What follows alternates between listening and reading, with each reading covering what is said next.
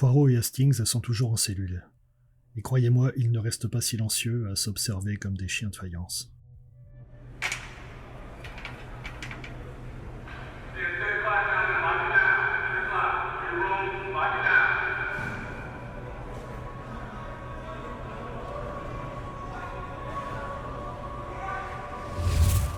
Hastings, je vous dois des excuses. Et à Miss Lemon également. À quel sujet? Vous ne savez pas pourquoi? Non. J'étais au courant de cette pandémie. Vous me direz comme tout le monde d'ailleurs. Je n'ai pas été surpris de voir le nom de Bates au dossier. Comment ça? Ma dépression au début de cette affaire, mon désir de prendre ma retraite. Oui, à cause de l'échec au procès de la Siegfried. Non, Hastings, des échecs, j'en ai connu dans ma carrière. Même si je me suis battu pour l'éviter. Ça m'a poussé à prendre certaines décisions sur ma trajectoire de vie. Vous voulez en parler? C'était bien avant cette affaire. Je connaissais un jeune homme du nom d'Antoine de Montpassy. Un journaliste français, ou plutôt un lanceur d'alerte, comme on dirait maintenant. Il s'était intéressé aux essais cliniques engagés par l'OMS. Un garçon à l'esprit vif et intelligent. Il s'était investi à fond dans ce programme de tests cliniques de l'OMS en Afrique du Nord. Et tout de suite, il a averti via les réseaux sociaux de la dangerosité du problème. Bonjour, je m'appelle Antoine de Montpassy, et la raison pour laquelle je vous fais cette vidéo, c'est que j'ai un important message à vous transmettre à tous. Le monde va faire face à une pandémie. Les débuts sont fortement localisés sur un endroit bien précis, ça démarre toujours comme ça. Et ça va se propager au-delà des frontières. Sauf que dans notre cas, elle est chirurgicalement contrôlée. À ce moment-là, il suscitait mon intérêt. C'était un jeune homme d'investigation, un intrépide. Pour vous donner un exemple, il y aurait eu un incendie et il se serait jeté dans les flammes pour sauver ce qui pourrait être sauvé. Et que s'est-il passé ensuite? Il s'est envolé pour les États-Unis, à San Francisco plus précisément. Le lieu où il devait rencontrer un certain monsieur Bates. Exactement. Bien que je lui recommandais la plus grande prudence, il était... Je ne sais pas, on aurait dit qu'il se sentait invincible. Même si beaucoup l'accusaient de complotisme. C'est le terme du moment, ça. Je comprends. Beaucoup de ceux, moi y compris, qui ont mis en garde contre ce fléau ont été traités de complotistes. Je ne trouvais pas d'emploi quand je me retrouvais seul avec Miss Lemon. Vous savez pourquoi? Vos opinions vous précédaient. Et qu'est-ce que vous leur répondez? Une réponse simple. Un exemple parmi tant d'autres. L'influence du crack aux États-Unis dans les années 70. C'était un concours de circonstances? Non. Car même la CIA avait permis cette déferlante. C'est prouvé, historiquement, avec le temps. Alors je leur disais que leurs accusations n'avaient pas la moindre valeur. Car si certains se sont rendus compte rapidement, d'autres auraient le cerveau plus lent. Mais à leur risque et péril. Bien, ils n'étaient pas les seuls. Il a rencontré M. Bates.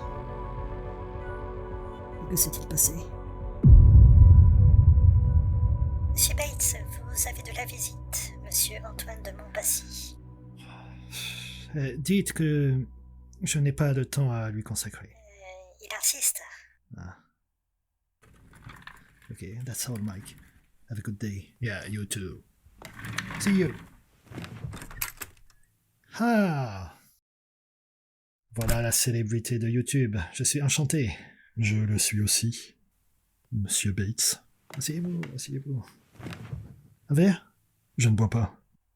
Même de l'eau? Pour le moment, non. Très bien.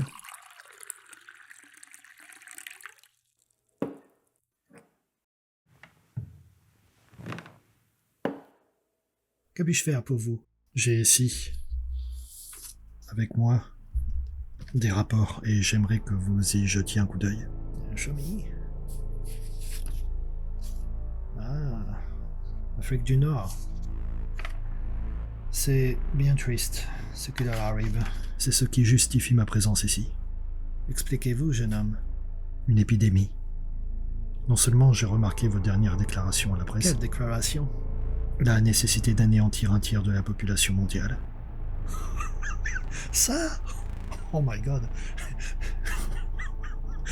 Just a joke. Ce n'était qu'une plaisanterie. Une plaisanterie? Ouais, pour certains, ça aura l'apparence d'une plaisanterie et pour d'autres, une constatation. La surpopulation humaine devient un fléau. C'est un aveu? Vous avez... my God, comment on dit en français? Ah oui, vous avez des couilles, comme on dit, pour dire des choses comme ça. Vous le dites, pas moi. Young boy, personne ne vous croira. Un complot à l'échelle mondiale. Mais personne ne vous croira. Croyez-moi, jeune homme, allez jouer au golf ou au billes, enfin des jeux de votre âge, mais là, vous vous avancez sur un terrain extrêmement critique. Pour qui? Pour vous. Alors, vous trouvez ça normal qu'une toute nouvelle épidémie vient d'éclater? Parce que c'est comme ça que les médias la qualifient. Et on propose dans un délai record et sans test préliminaire des vaccins. Et qui plus est imposés à la population. C'est pour leur bien, venant d'un être qui a un profond mépris de son prochain, j'en doute. Un tiers de la population, disiez-vous? Faites attention, jeune homme. Là, vous risquez d'aller trop loin. Voilà. Là, vous êtes piqué au vif. Oh, wow, ok. Ok. Good job, jeune homme. Combien vous voulez?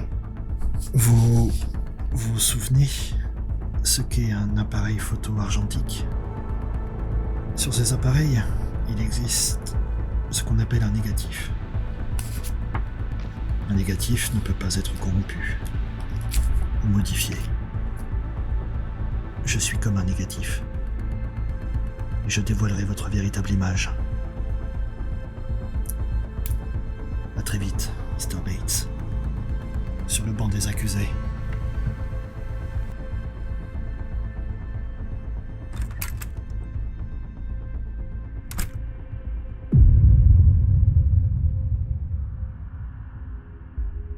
Mon Dieu. Et après ça, qu'est-ce qu'il y a eu? Vous vous souvenez du journal sur lequel était posée ma tasse de tisane que j'ai refusé de boire? Non, j'ai juste vu la tisane, tout comme Miss Lemon et Job. Hastings, ce n'est pas parce que je suis avec vous que vous devez diminuer votre talent. Lorsque vous étiez seul au Caire, vous m'avez permis de relancer une enquête. Parce que ça a donné. Le résultat, on s'en fiche dans cette analyse. Vous vous êtes donné à fond. D'ailleurs tellement à fond que vous n'avez pas supporté le verdict. Je ne vais pas m'y étendre à nouveau, je vous le promets, je comprends. Mais sachez observer à l'avenir, mon cher ami. Rien que par l'observation, vous aurez une multitude d'informations. Ils paieront tous, Poirot. Et Bates, plus que les autres. Le moment est venu pour, comme l'a dit le juge Guilou précédemment, les mettre face à leurs actes. Bien qu'il ne s'agit officiellement que d'un simple examen préliminaire, chacun des convoqués sentait déjà que quelque chose clochait. Trop de sonalité, trop de silence.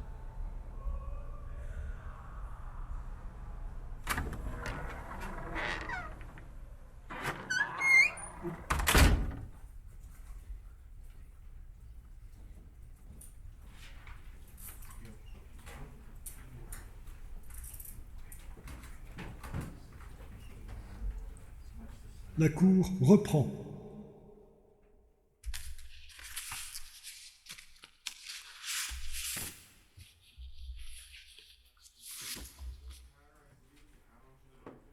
La Chambre a pris connaissance des nouveaux éléments transmis ces derniers jours. Ces éléments modifient substantiellement la qualification des faits. Ce n'est qu'un contretemps.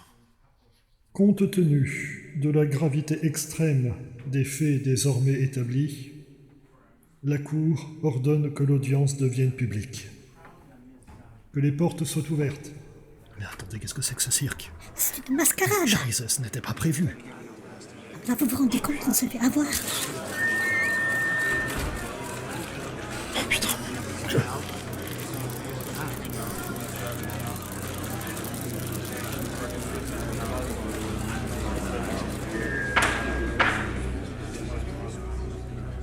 La Cour va désormais rendre publique ses décisions. Après délibération, la Chambre conclut à l'existence d'une entreprise criminelle concertée ayant conduit à la propagation volontaire d'agents pathogènes, à l'entrave de la justice et à des actes qualifiés de crimes contre l'humanité. Monsieur le Président, nous pouvons encore discuter, j'ai les moyens. Monsieur Bates, la cour n'est pas à vendre. La Chambre ordonne l'arrestation immédiate des personnes suivantes. Les conséquences institutionnelles relèveront désormais des États concernés. La Cour se prononce également sur les sanctions pénales.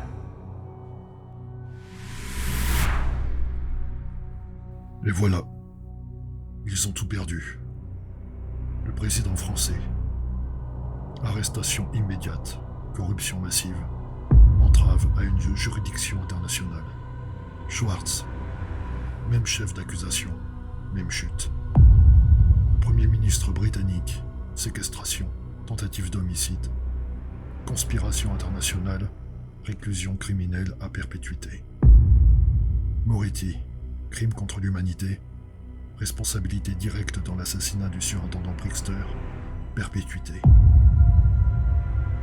L'OMS placée sous administration provisoire internationale. Et Bates. Confiscation totale de ses biens. Perpétuité. Sans illusion. Vous croyez avoir gagné? Non, Monsieur Bates. Ce sont les morts qui, aujourd'hui, ont parlé.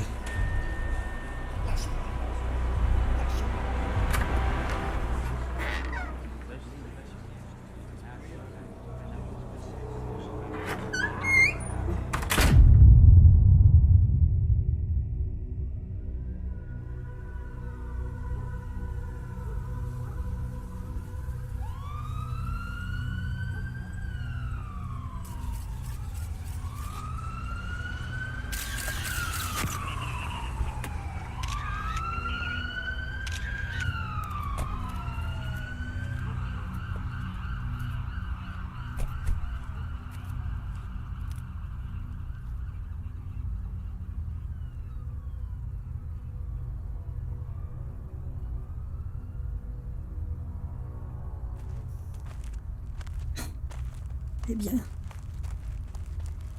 je crois que je n'ai jamais vu ça. Les téléphones du greffe viennent d'exploser. Les chancelleries aussi, probablement. Des chefs d'État, des patrons, des institutions entières. Tout ça vient de tomber en moins d'1 heure. J'espère qu'ils ont prévu des formulaires pour ça. Ce qu'ils n'avaient pas prévu, mon ami, c'est qu'un jour, quelqu'un ne détournerait pas le regard. Vous réalisez, Poirot? On vient de chambouler le monde. Non, Hastings. Nous avons simplement cessé de le laisser faire semblant. Le docteur Graham. Il a été transféré à l'hôpital militaire. Guilou a insisté. Ah, alors allons-y. Il est temps que cette affaire retrouve un visage humain.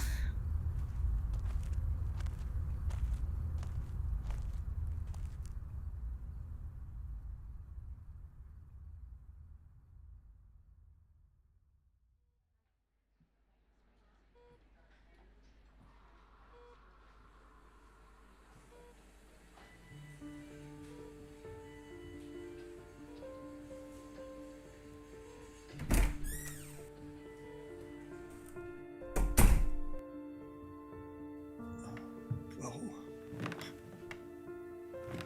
Je savais que vous comprendrez le code. Mon cher docteur, vous aviez pris soin de laisser la vérité intacte. Il suffisait d'oser la regarder. Vous nous avez fait une sacrée peur, vous savez. Ils ont tout essayé. Mais je savais que si je tenais bon, le reste suivrait. Votre travail va sauver des millions de personnes, vous le savez? Alors ça valait la peine. Allez, reposez-vous, docteur. Ceux qui vous ont fait ça ne feront plus de mal à personne. J'ai toutefois une petite question, si vous le permettez, docteur. Je vous en prie, allez-y. Votre code, enfin, je veux parler des symboles. Ils n'avaient pas de signification particulière? Les symboles ont été créés de façon purement aléatoire, monsieur Poirot. Ce qui était le plus important, en revanche, c'était les chiffres. C'est dingue. C'est pourtant la première chose que vous avez remarqué, Poirot. Ce que je voulais, Oh, avant tout, c'était attirer l'attention sur ces symboles. Pour que les esprits mal intentionnés se concentrent sur eux et non sur les chiffres. Mais visiblement pour vous, ça a dû être un jeu d'enfant. Bon, je n'irai pas jusque-là, mais ça me fait plaisir de voir que j'ai vu juste. Ne flattez pas trop son ego, docteur. Le monde vous devra des excuses, docteur. Mais pour l'instant, reposez-vous. Merci encore, monsieur. Et vous aussi, mademoiselle.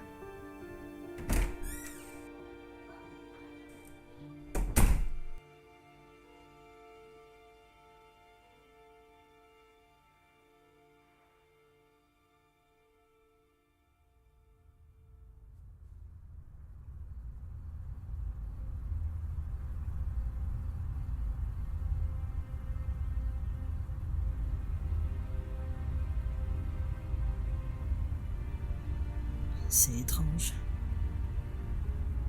Tout est calme. Alors que tout vient d'exploser. Ah, vous savez, Hastings, les pires tempêtes ne font pas de bruit tout de suite. Les retombées, en revanche. Gouvernement dissous.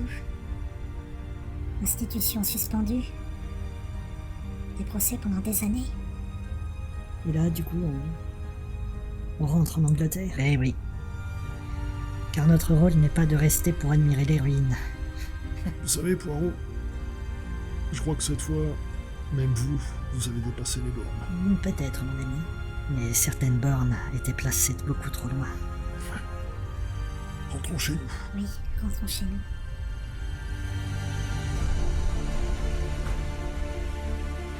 L'humanité aime croire que le mal est complexe, qu'il lui faut des monstres, des génies, des forces invisibles. Mais le mal véritable est souvent banal, administratif, poli. Il signe des documents, il parle d'urgence, il se cache derrière des institutions. La vérité, elle, ne crie pas, elle attend. Et le jour où elle se lève enfin, ce ne sont pas les coupables qui tremblent le plus.